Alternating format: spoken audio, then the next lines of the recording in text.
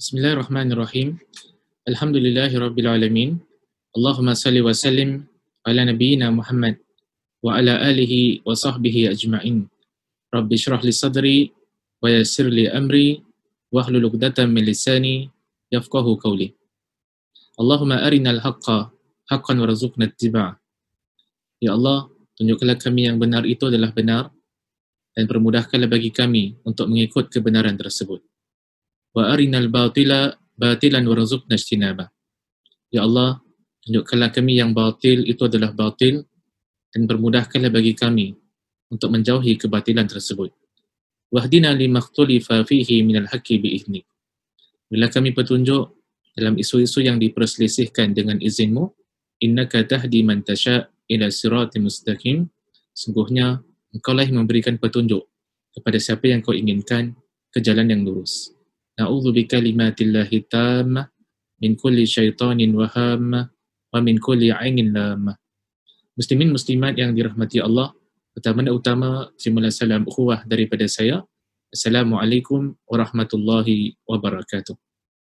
Selamat datang saya ucapkan kepada semua dalam sesi perbincangan kita mengumpaskan kitab yang berjudul Penggunaan Bahan-bahan yang Haram dan Najis dalam Makanan dan Ubat-ubatan yang dikarang oleh salah seorang ulama syariah yang terkenal. Beliau adalah Dr. Nazih Hamad hafizahullah ta'ala. Pada sesi yang lalu, kita telah masuk ke dalam bab yang keempat. Bab yang keempat adalah berkaitan membincangkan tentang teori darurat dan hajat untuk berubat. Dan lebih tepat lagi, pada sesi yang lalu, kita telah mengumpaskan dua perkara yang penting. Pertama adalah tentang definisi darurat. Yang kedua adalah tentang konsep teori darurat. Jadi kita simpulkan yang dimaksudkan dengan darurat adalah satu keadaan yang terdesak, yang mana mendesak seorang Muslim melakukan sesuatu perkara yang diharamkan oleh Allah Subhanahu Wa Taala. Kerana apa dia perlu melakukan perkara yang diharamkan itu? Adalah kerana kalau beliau tidak melakukan perkara yang diharamkan itu, barangkali boleh membawa kepada kematian ataupun boleh membawa kepada kemudaratan kepada badannya dan kepada akalnya, kepada hartanya, kepada maruahnya. Jadi boleh memberikan kemudaratan kepadanya kalau sekiranya tidak melakukan perkara yang diharamkan oleh Allah Subhanahu Wa Taala. Jadi itu adalah yang dimaksudkan dengan darurat. Dan ada satu kaedah fiqh yang disebutkan oleh para ulama kita berkaitan dengan darurat. Ulama kita mengatakan ad-darurah tubihul mahdzurat, iaitu keadaan darurat dia membenarkan perkara-perkara yang diharamkan oleh Allah Subhanahu Wa Taala. Dalam masa yang sama juga kita sentuh pada minggu yang lalu bahawa keadaan darurat yang membenarkan perkara-perkara yang dilarang berdasarkan kaedah tadi mesti mematuhi dua syarat yang penting. Syarat yang pertama adalah kita kena pastikan terlebih dahulu yang keadaan kita itu memang termasuk dalam kategori darurat. Jadi kalau sekiranya di sana ada alternatif yang halal yang boleh kita lakukan untuk mengelakkan perkara yang haram itu, maka itu belum lagi dipanggil sebagai darurat. Kalau memang betul-betul tak ada alternatif yang halal, maka pada ketika itu barulah seseorang dianggap sebagai berada dalam keadaan darurat. Dan pada sesi yang lalu juga kita sebut tentang syarat yang kedua, kan? Penggunaan kaedah darurat membenarkan perkara-perkara yang dilarang adalah kita hanya boleh melakukan perkara yang diharamkan oleh Allah Subhanahu Wa Taala dalam keadaan darurat mengikut keperluan sahaja, mengikut kadar keperluan sahaja. Apa kita maksudkan? Yang kita maksudkan kalau sekiranya seseorang itu hampir-hampir mati dan tidak ada makanan di hadapannya kecuali makanan yang diharamkan oleh Allah Subhanahu Wa Taala, boleh tak dimakan benda yang haram itu? Kita mengatakan boleh, tetapi mengikut kadar keperluan sahaja. Tak boleh makan sampai kenyang, kan? Makan hanya untuk menghilangkan situasi yang terdesak itu. Jadi itu merupakan topik perbincangan kita pada sesi yang lalu. Pada hari ini insya-Allah Taala kita nak sambung mengupaskan tentang darurat. Jadi kita nak bahaskan masuk tentang sandaran teori darurat ataupun apakah dalil-dalil dalam Al-Quranul Karim ataupun dalam hadis Nabi SAW yang menyokong teori darurat ini.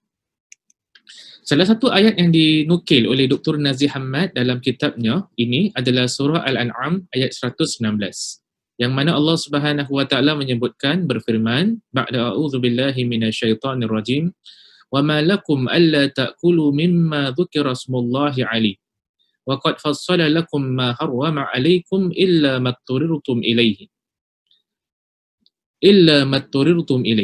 wa inna katsiran la yudilluna bi ahwaihim bighairi ilm inna rabbaka huwa a'lamu bil mu'tadin. Yang artinya, dan tidak ada sebab bagi kamu yang menjadikan kamu tidak mahu makan dari sembelihan binatang-binatang halal yang disebut nama Allah ketika menyembelihnya. Padahal Allah telah menerangkan satu persatu kepada kamu apa yang diharamkannya atas kamu, kecuali apa yang kamu terpaksa memakannya. Dan sesungguhnya kebanyakan manusia hendak menyesatkan dengan hawa nafsu mereka dengan tidak berdasarkan pengetahuan. Sungguhnya Tuhanmu dialah yang lebih mengetahui akan orang-orang yang melampaui batas. Surah Al-An'am ayat 119. Jadi salah satu sandaran yang digunakan oleh Dr. Nazih Hamad untuk sokong teori darurat dalam keadaan terdesak, kita dibenarkan melakukan perkara-perkara yang diharamkan oleh Allah Subhanahu wa taala, ini salah satu dalilnya. Jadi pada hari ini kita nak kupaskan ayat ini, surah Al-An'am ayat 119. Apakah pengajaran-pengajaran penting yang boleh kita raih daripada ayat ini? Jadi kita pecahkan ayat yang panjang tadi kepada ayat yang lebih kecil.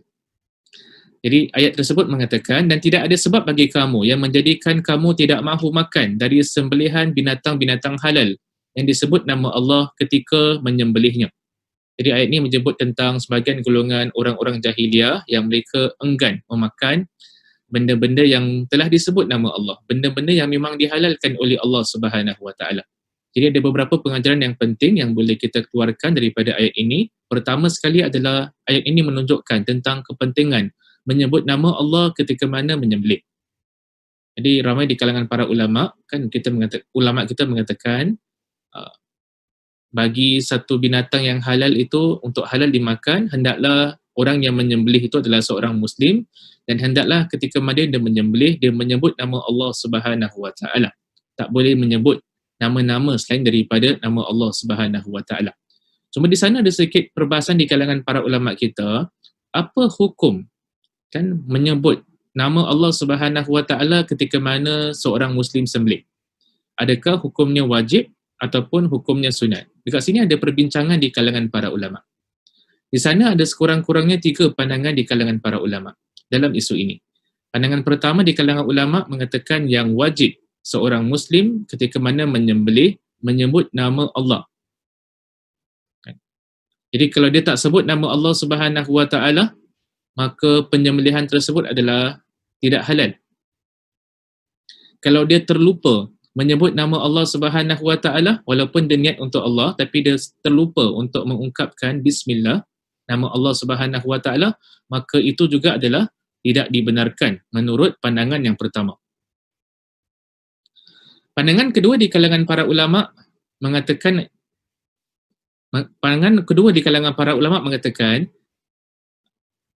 khususnya dalam mazhab Syafi'i, mereka mengatakan yang menyebut nama Allah ketika mana sembelih binatang, hukumnya adalah sunat. Kan, itulah pandangan yang kedua. Manakala pandangan yang ketiga di kalangan para ulama mengatakan mereka membahagikan kepada 2 keadaan. Kan, hukum asalnya adalah wajib bagi seorang Muslim untuk menyebut nama Allah ketika mana sembelih, tetapi kalau sekiranya dia terlupa untuk sebut basmalah, dia terlupa nak sebut bismillah ketika mana sembelih, dan dia memang niatkan untuk Allah Subhanahu wa taala, maka itu adalah dimaafkan. Dan jadi khilaf ulama adalah di antara mengatakan sama ada wajib ataupun sunat ketika mana menyebut nama Allah Subhanahu wa taala. Kemudian sambungan ayat tadi, padahal Allah telah menerangkan satu persatu kepada kamu apa yang diharamkannya ke atas kamu. Jadi ayat ini menunjukkan tentang larangan memakan perkara-perkara yang tertentu yang telah diharamkan oleh Allah Subhanahu wa taala. Walaupun ayat ini dia tak sebutkan apakah perkara-perkara yang telah diharamkan oleh Allah Subhanahu wa taala, tapi dijelaskan dalam ayat-ayat yang lain. Dalam ayat Quran yang lain, Allah Subhanahu wa taala menegaskan tentang pengharaman memakan daging khinzir, pengharaman makan darah, pengharaman memakan bangkai, Binatang yang mati dalam keadaan tercekik, kita haram memakannya. Binatang yang mati dalam keadaan ditanduk, kita tak boleh memakannya. Binatang yang mati dalam keadaan dia terjatuh daripada tempat yang tinggi, kita haram memakannya. Maka dalam ayat-ayat yang lain, Allah Subhanahu Wa Taala menjelaskan apakah perkara-perkara yang diharamkan oleh Allah Subhanahu Wa Taala. Dan ayat ini juga menunjukkan, kata sebagian ulama, bahawasanya hukum asal segala sesuatu adalah halal dimakan, melainkan sekiranya terdapat dalil yang melarang perkara tersebut. Indahnya agama Islam adalah segala sesuatu itu adalah halal dimakan, melainkan di sana ada dalil yang menunjukkan pengharaman makanan tersebut. Nak makan binatang apa, silakan. Nak makan kambing, nak makan lembu, nak makan unta, silakan makan makanan tersebut. Sila makan haiwan tersebut setelah disembelih. Selagi mana tidak ada dalil yang melarang memakan binatang tersebut, maka selagi itulah para ulama kita mengatakan halal kita memakan binatang tersebut kalau sekiranya telah disembelih. Sambungan ayat tadi menyebutkan kecuali apa yang kamu terpaksa memakannya. Jadi pengajaran yang kelima yang boleh kita keluarkan daripada ayat tadi adalah ayat ini menunjukkan tentang kebenaran, dibenarkan kita memakan perkara yang diharamkan dalam keadaan darurat. Ini sebenarnya poin yang cuba disampaikan oleh Dr. Nazih Hamad ketika mana dia pilih ayat ini sebagai salah satu sandaran untuk menyokong teori darurat. Kita mengatakan dalam keadaan terdesak, dalam keadaan darurat, dibenarkan perkara-perkara yang dilarang. Jadi manakah dalilnya? Salah satu sandarannya, salah satu dalilnya adalah surah Al-An'am ayat 119. Especially pada perkataan, kecuali apa yang kamu terpaksa memakannya. Jadi kalau dalam keadaan darurat, kita dibenarkan memakan perkara yang diharamkan oleh Allah Subhanahu Wa Taala. Cuma sekali lagi kita ingatkan, keadaan yang darurat ini dia mesti fulfill, mematuhi beberapa syarat sebagaimana kita sebutkan pada minggu yang lalu. Pertama adalah kita kena ensure, kita kena pastikan yang di sana tidak ada alternatif yang halal. Kalau di sana ada alternatif yang halal, tak boleh kita melakukan perkara yang diharamkan oleh Allah Subhanahu Wa Taala. Syarat yang kedua adalah kalau kita terpaksa melakukan perkara yang diharamkan oleh Allah Subhanahu Wa Taala, maka hendaklah kita bataskan, kita limitkan perkara yang haram tersebut kepada sekadar apa yang diperlukan sahaja. Tidak boleh berlebih-lebihan dalam melakukan perkara yang diharamkan oleh Allah Subhanahu Wa Taala dalam keadaan darurat. Sambungan ayat tadi, Allah Subhanahu Wa Taala mengatakan yang terjemahannya berbunyi, dan sesungguhnya kebanyakan manusia hendak menyesatkan dengan hawa nafsu mereka dengan tidak berdasarkan pengetahuan. Jadi pengajaran yang keenam yang boleh kita raih daripada ayat ini adalah larangan mengikuti golongan yang menyesatkan. Dan ciri-ciri golongan sedemikian rupa adalah kebiasaannya ajakan mereka, seruan mereka itu tidak dilandasi dengan bukti. Seruan mereka, ajakan mereka tidak dilandasi dengan bukti. Dia semata-mata berdasarkan hawa nafsu semata-mata. Tidak berdasarkan ilmu. Tidak berdasarkan dalil. Tapi adalah berdasarkan hawa nafsu sahaja. Jadi Allah Subhanahu Wa Taala mengingatkan kita tentang kepentingan kita menjauhkan diri daripada golongan yang menyesatkan ini. Bahagian yang terakhir daripada ayat tadi, surah Al-An'am ayat 119, Allah Subhanahu Wa Taala mengakhiri ayat tersebut dengan kata-katanya, terjemahannya berbunyi, sesungguhnya Tuhanmu, dialah yang lebih mengetahui akan orang-orang yang melampaui batas. Jadi ayat ini menunjukkan tentang keluasan ilmu Allah Subhanahu Wa Taala. Allah Subhanahu Wa Taala mengetahui segala-galanya berkaitan dengan hamba. Allah tahu siapa yang taat kepada Allah Subhanahu Wa Taala. Allah tahu siapa yang bermaksud kepada Allah Subhanahu Wa Taala. Allah tahu siapa yang menyembunyikan amalan ibadahnya kepada Allah Subhanahu Wa Taala. Allah tahu siapa yang bangun sepertiga malam yang terakhir, mendirikan salat, membaca Al-Quran, bermunajat, berdoa kepada Allah Subhanahu Wa Taala. Dan Allah juga tahu sesiapa yang bermaksud kepada Allah Subhanahu Wa Taala. Sama ada kemaksiatan tersebut dilakukan secara terang-terangan di depan halayak ramai ataupun dilakukan secara sembunyi tanpa diketahui manusia. Tapi kita sebagai makhluk Allah Subhanahu Wa Taala, walaupun kita boleh menyembunyikan dosa kita daripada pandangan manusia, kita tahu yang kita tidak dapat menyembunyikan dosa kita daripada pengetahuan Allah Subhanahu Wa Taala. Jadi ayat yang dipilih ini surah Al-An'am ayat 119 merupakan salah satu dalil yang digunakan oleh para ulama untuk menyokong teori darurat, iaitu perkara-perkara dalam keadaan yang terdesak, perkara-perkara yang haram dibenarkan, dibenarkan kalau sekiranya memang ada keperluan untuk melakukan perkara tersebut. Jadi pada hari ini kita berpada setakat di sini sahaja terlebih dahulu. InsyaAllah ta'ala kita akan sambung pada sesi kita yang akan datang untuk melihat kepada apakah sandaran-sandaran yang lain yang dipilih oleh Dr. Nazih Hamad untuk menyokong teori darurat. Saya berpada setakat di sini pada sesi kita hari ini. Kita tutup dengan tasbih kafarah. Subhanakallahumma wa bihamdika asyhadu an la ilaha illa anta astaghfiruka wa atubu ilaik. Sekian, assalamualaikum warahmatullahi wabarakatuh.